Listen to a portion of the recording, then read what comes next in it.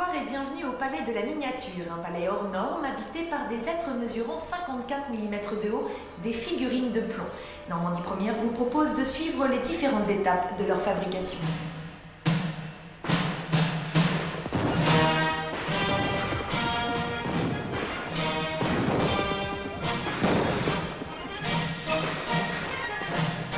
Fantassins et cavaliers se pressent à l'assaut de l'ennemi prussien et anglais.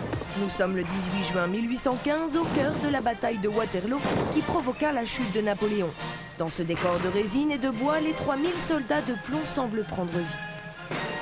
3 mois furent nécessaires pour installer une par une les figurines dans cette vitrine longue de 5 mètres. C'est l'un des 18 tableaux présentés dans ce musée qui retrace 26 années d'histoire. Ça part de la Révolution, puisqu'il y a eu la prise de la Bastille, il y a le bal chamalain-italien, et on monte progressivement jusqu'à arriver à la chute de l'Empire, la bataille de Waterloo. Alors au niveau des costumes, c'est très rigoureux. J'ai un métier de rigueur et de rêve, moi. Donc le rêve, j'ai fait un village sous la neige, c'est complètement du rêve. Ça pourrait être un petit village comme ici au Baril. Là c'est l'imaginaire, et puis la recherche, bien sûr. On a des images quand même, des documents qui montrent un petit peu cette période, les maisons qui étaient en place.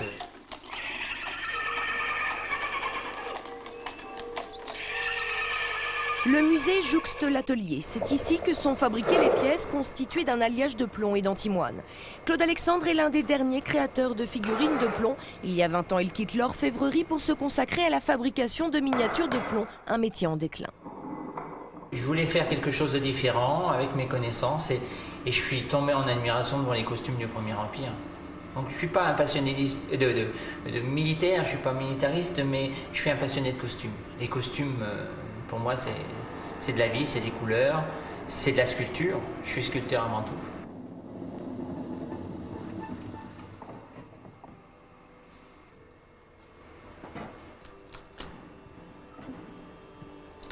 Est-ce que vous pouvez nous expliquer ce que vous êtes en train de faire? Je fais les barbages. Alors les barbages, ça consiste à enlever les bavures, à enlever le plan de joint, la couture de chaque pièce, puisqu'on a un moulage et on a une couture à chaque fois. Donc les barbages est indispensable si on veut avoir une belle qualité de finition. C'est ce qu'on appelle la ciselure dans les bronzes, dans l'orfèvrerie. Étape suivante, l'assemblage des pièces à l'aide d'un chalumeau d'orfèvre et de baguettes d'étain. Certains cavaliers sont constitués de 18 pièces soudées entre elles, contrairement aux pièces de série coulées d'un bloc. C'est mon cheval de bataille. Je ne veux pas avoir de pièces de série et je suis connu pour mes pièces uniques. En France, il y a très peu de gens qui font ce que je fais au niveau assemblage. Surtout avec un chalumeau d'orfèvre, on n'est que deux. Il y a un élève que j'ai formé et moi.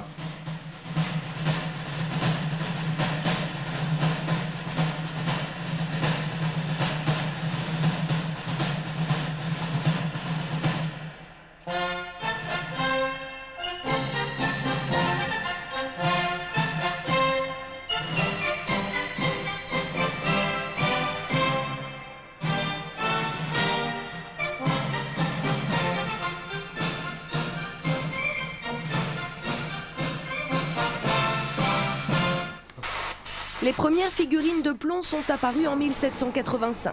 À l'époque, elles avaient uniquement une fonction ludique. Aujourd'hui, elles intéressent surtout les collectionneurs.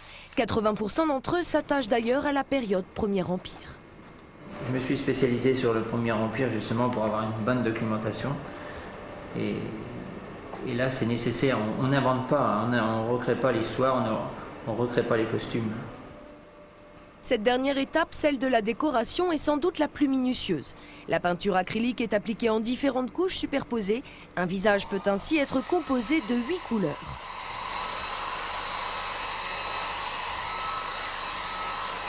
La décoration est une des plus longues, puisqu'il va falloir 8 à 9 heures de décoration pour faire un cavalier. Minutieuse, oui, parce qu'il ne faut pas dépasser l'espace de couleurs, sinon on se retrouve très vite avec quelque chose de barbouillé. Là, il faut être très calme. Très calme et de préférence le matin de bonne heure pour ne pas gâcher le travail. C'est tellement Ça demande une grande concentration. Il y a des fois on a envie d'arrêter parce qu'on est fatigué, parce que je travaille énormément, je fais beaucoup d'heures. Et puis on a le virus, et puis le virus c'est une drogue. Alors c'est cette drogue qui me donne envie toujours de créer. Et puis il y a les clientèles, les clients sont des amis, et les années ont fait que ce sont des amis, et on a envie de leur proposer des choses nouvelles. Les collectionneurs de figurines de plomb n'hésitent pas à débourser 800 francs pour un fantassin et 1800 francs pour un cavalier. La passion n'a pas de prix, d'autres y ont succombé. Winston Churchill, les Sœurs Brontë ou encore Anatole France. Voilà, ce Normandie Première est terminé. Dans quelques